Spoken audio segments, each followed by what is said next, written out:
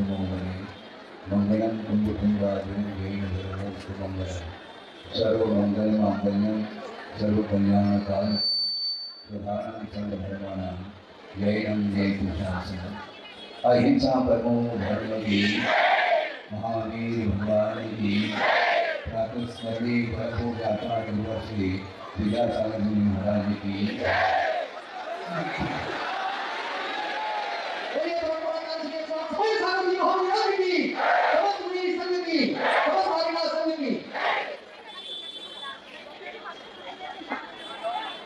आज आप लोगों के सामने मैं प्रवचन देने के लिए नहीं बैठा, किंतु संक्षेप से गुरुदेव को स्मरण करते हुए कुछ विचार आपके सामने रखने का मन हुआ है। यह विशाल जन समुदाय एकत्रित है और मैं आपके सामने ध्यान दिलाना चाहता हूँ, वह ये है एक श्लोक के माध्यम से आपके सामने विषय प्रस्तुत किया जाए। तो फोटोग्राफर बैठ जाए ताकि सब लोगों को अच्छे ढंग से। एक श्लोक है, मार्मिक और प्रासंगिक श्लोक आपके सामने रख रहा हूँ। हालांकि वह श्लोक संस्कृत में है, तो उसका अनुवाद भी आपके सामने रखा जाएगा कि शीतलम चंदनम लोके, शीतलम चंदनम लोके चंदनादपि चंद्रमा ताभ्याम चंदन चंद्राभ्याम शीतल साधु संगति। ये श्लोक है, मैं इसलिए रख रहा हूँ कि ग्रीष्म काल में गर्मी जब बढ़ती है, सूर्य की किरणों से पूरी धरती तप्त हो जाती है, सब तप्त हो जाती है। उस समय उस गर्मी को शांत करने के लिए आप लोग किसका प्रयोग करते हैं, किसका उपयोग करते हैं? चंदन का उपयोग करते हैं, क्योंकि वह चंदन शीतलता प्रदान करने वाली वह एक वस्तु है।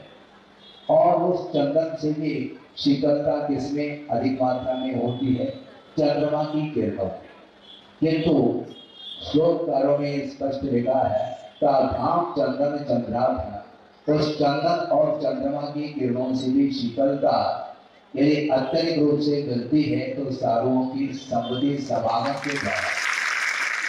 आप सोच विचार करें, इससे और हम आगे बढ़ना चाहते हैं। साधु का समागम शीतलता प्रदान करने वाला होता है, तो आप लोगों ने नहीं, पूरे विश्व ने 50 साल से भी ऊपर गुरुदेव का सानिध्य प्राप्त किया। और इसके उपरांत भी आपकी गर्मी यदि नहीं मिलती है तो मेरे लिए कोई शब्द नहीं है, क्योंकि गुरुदेव ने जो विश्व के लिए प्रकाश दिया और आगम के माध्यम से, प्रवचनों के माध्यम से आप लोगों को जो शीतलता प्रदान की है, अब शीतलता प्रदान करने के लिए मेरे लिए कौन से शब्द हैं जिन शब्दों के माध्यम से आपकी गर्मी को मैं मिटा सकूं? वस्तुतः मैं महसूस कर रहा हूं आप लोगों के बीच में गुरुदेव नहीं है, किंतु शरीर की अपेक्षा से नहीं, क्योंकि यहाँ पर जितने भी सभा में विराजमान उनके भक्तगण हैं, उनके हृदय में गुरुदेव विराजमान है।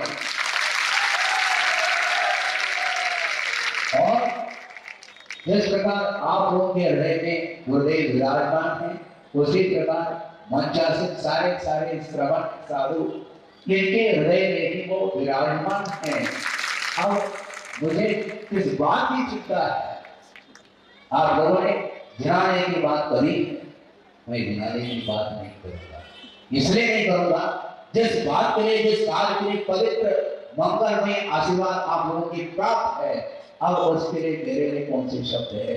महाराज आप आशीर्वाद दे दो, ध्यान रखो, आप लोगों के लिए भी आशीर्वाद दिया है और मुझे भी पर्सनली आशीर्वाद का प्राप्त है।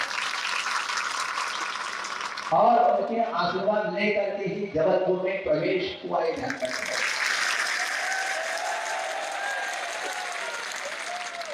मैं इसलिए कह रहा हूं, प्रवचन देना सरल है बंधुओं, ध्यान रखो। विश्व में अनेकानेक विद्वान हो सकते हैं, कलाकार हो सकते हैं, और अपने पुण्य के उदय से उनका प्रदर्शन करने के लिए वह मंच पर आ सकते हैं, ध्यान रखो।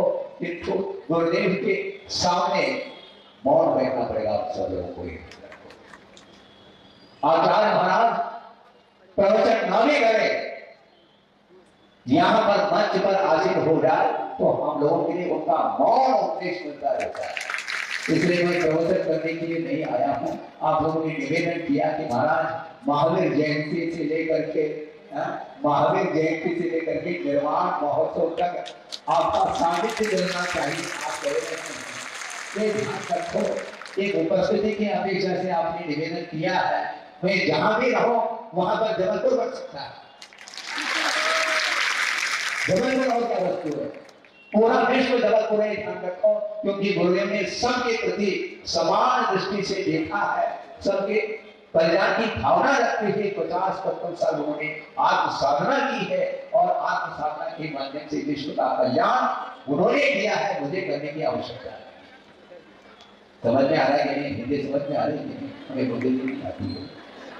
आप ध्यान से केवल एक ही फोकस बनाइए, क्या तिलवाड़ा घाट में गुरुदेव के आशीर्वाद से और उनके सानिध्य में जो शिलान्यास हुआ है विशाल जनाने के लिए, उसको जितना शीघ्र अति शीघ्र निर्माण करेंगे तो उतने अति शीघ्र मुझे दर्शक का अवसर मिलेगा। इसलिए मेरे पास और कोई भी शब्द नहीं, और कोई भी मेरी इच्छा, और कोई इच्छा नहीं। गुरुदेव की भावना को साकार करने के लिए आप सब एकत्रित हुए हैं, और मैं भी आपके बीच में उपस्थित हुए। ध्यान रखो, मैं भी भक्त हूं, और आप लोग भी गुरुदेव के अनन्य भक्त हैं। यहां पर कोई भी आराधक नहीं, कहता हूं कोई भी यहां पर आराध्य नहीं, सब आराधक हैं। यदि आराध्य है तो गुरुदेव नहीं जानता। इसलिए चारित्र की साधना अलग वस्तु और प्रवचन आदि देना अलग वस्तु। प्रवचन के माध्यम से अपने व्यक्तित्व को सामने रखते हुए सभा को बांधना अलग वस्तु, सभा को आकर्षित करना अलग वस्तु। किंतु सभा को आकर्षित करने के लिए नहीं आया हूं, किंतु आत्मा को आकर्षित करना, परमात्म तत्व को प्राप्त करने का उद्देश्य है। एक बहुत अच्छा प्रसंग आपके सामने रखना, 2 मिनट ज्यादा नहीं, क्योंकि वो भी ज्यादा अच्छा अच्छा है, मुझे भी पौने का बहुत जल्दी माइक दे दिया आप लोगों ने।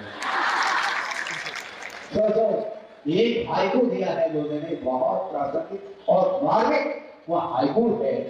उसमें भाव यह दिया है गुरुदेव ने, क्या कहा? जीवनोद्देश्य। सुन रहे हैं नहीं आप लोग?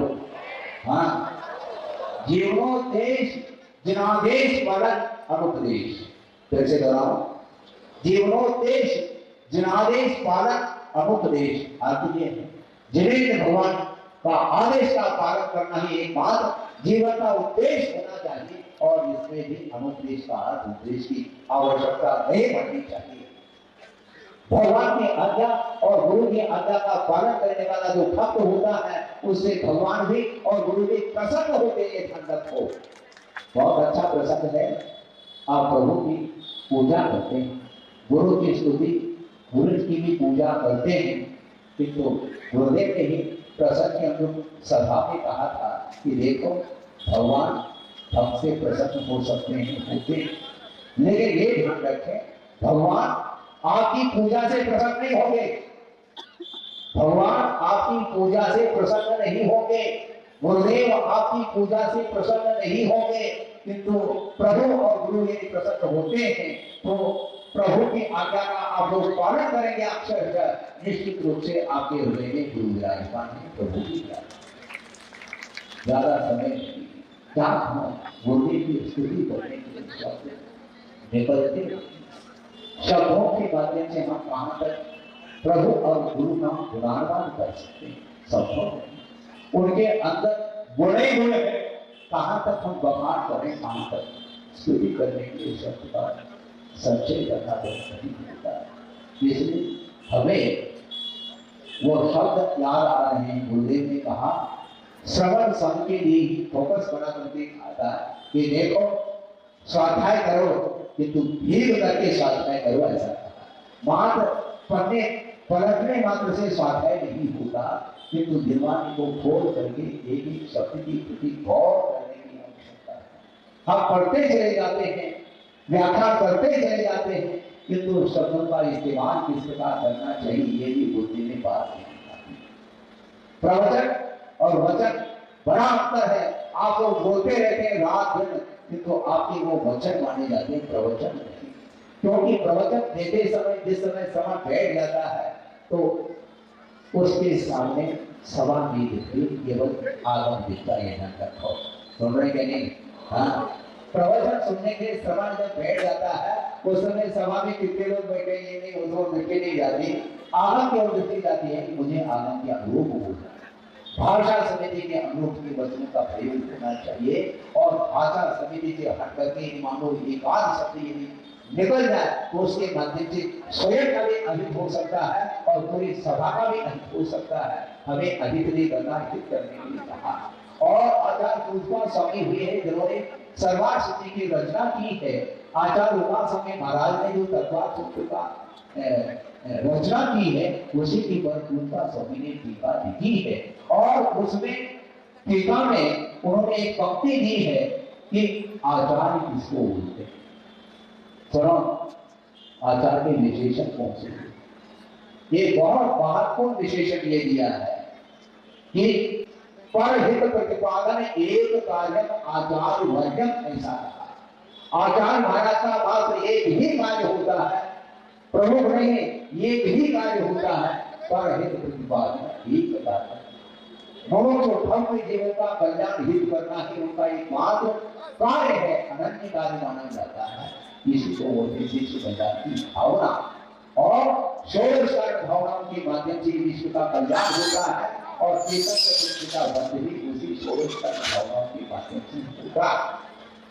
केवली अथवा शुद्ध केवली के पादों में षोडशकार भावना पाने वाला जो जीव होता है विश्व कल्याण की पवित्र भावना के फलस्वरूप तीर्थंकर प्रकृति का बंध करता है। और जब उसका उदय होता है उस समय युद्ध की आज्ञा से कुबेर के माध्यम से समोषण की रचना हो जाती है और समोषण में प्रभु विराजमान होते हैं और प्रभु के चरणों में गणधर परमेश्वर विराजमान होते हैं। ध्यान रखो, हाँ, प्रभु की आराधना करने के लिए चरणों में बैठे हैं गणधर परमेश्वर और भी बहुत सारे रीति संपन्न श्रवण समुदाय की बैठा हुआ है।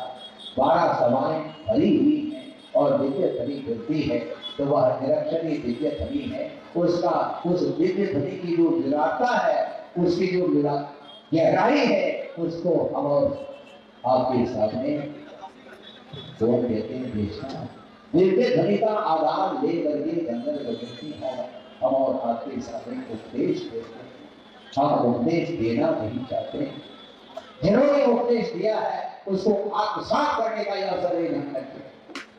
मुझे उपदेश नहीं देना, ना मुझे आदेश देना है, किंतु गुरुओं ने जो आदेश और उपदेश दिया है उसको आत्मसात करने के लिए मैं बैठा हूं और आप लोगों को भी आत्मसात ही करना है। यदि आत्मसात नहीं करेंगे तो बीच में तो भी सकता नहीं करना। हाँ, इतना अधिकार तो गुरुदेव ने दिया। बिल्कुल ठीक है, क्योंकि जो गैर लाइन पकड़ता है तो उसको लाइन पर लाने की आवश्यकता पड़ती है। यदि नहीं भी आता है तो उसके प्रति अनुग्रह का भाव ही रखा जाता है। गुरुदेव ने बार बार हमें कहा है, सबके लिए भी कहा है, किसी को भी आग्रह नहीं करना, अनुग्रह करना, ये कहा। मैं आपके बीच में हूँ, आग्रह नहीं देना, किंतु गुरुदेव ने जो आपको दायित्व दिया है, जो भार सौंप दिया है, उसको ध्यान में रखते हुए उस विशाल जो पाषाण निर्मित जो विद्यालय उसको अभिषेक संपन्न करने के लिए पूरा जबलपुर प्रतिबद्ध है। मुझे विश्वास है, मैं जितना शीघ्र चाह रहा हूं उससे भी अति शीघ्र आप संपन्न करेंगे इस कार्य को। मुझे पूरा विश्वास इसलिए है क्योंकि गुरुदेव के प्रति मेरा विश्वास है। इसलिए ज़्यादा नहीं कहूँगा, ज़्यादा करने के लिए निवेदन भी किया है महाराज बच्चा के लिए कुछ सबका समाधान मैं मुझे आप मेरे सामने शंका रख सकते हैं, मैं उसका समाधान आगे के अनुभव देऊंगा, लेकिन ये ध्यान रखो हिमालय के निमित्त को लेकर के कोई शंका नहीं होनी चाहिए, उसका समाधान पहले ही प्राप्त है गुरुदेव के माध्यम से। इसलिए आपको केवल हिमालय को ही संपन्न करने के लिए फोकस बनाने की आवश्यकता है। दुकान मकान थोड़ी बहुत कम समय के लिए खोलो और हिमालय के निर्माण करने के लिए हृदय खोल करके आप लोगों को निर्माण करना चाहिए। हृदय खोल करके क्या किया जाता है? गाने को दिया जाता है।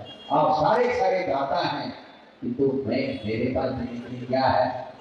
कुछ नहीं। किंतु गुरुदेव ने ये कहा था कुछ नहीं, ऐसा नहीं, जो दान देने के लिए कटिबद्ध है उसका उत्साह वर्णन करने के लिए आशीर्वाद पर्याप्त है, ऐसा उन्होंने कहा है कि मैं आशीर्वाद नहीं दे रहा हूँ, गुरुदेव आशीर्वाद दे रहे हैं और आपके लिए भी दे रहे हैं, मुझे आपसे भी ज्यादा दे रहे हैं। हाँ, बिल्कुल आवश्यक है। आशीर्वाद के माध्यम से कार्य संपन्न होता है, क्योंकि गुरु और भक्त का जो संबंध होता है वह विश्वास का संबंध होता है। आप कहीं भी रहो, यदि गुरु के प्रति आस्था है, श्रद्धा है, समर्पण भाव है, तो निश्चित रूप से आप कहीं भी रहो वह कार्य हो करके ही रहेगा। थोड़ी इस पवित्र भावना के साथ अहिंसा और मोह धर्म बोधि समाधि परिणाम शुद्धि स्वास्थ्य परिधि सिद्धों की शुद्धि चिंता में चिंतित वस्तु वाले भक्त वाले से बनाओ पर पूजा जन गुणों से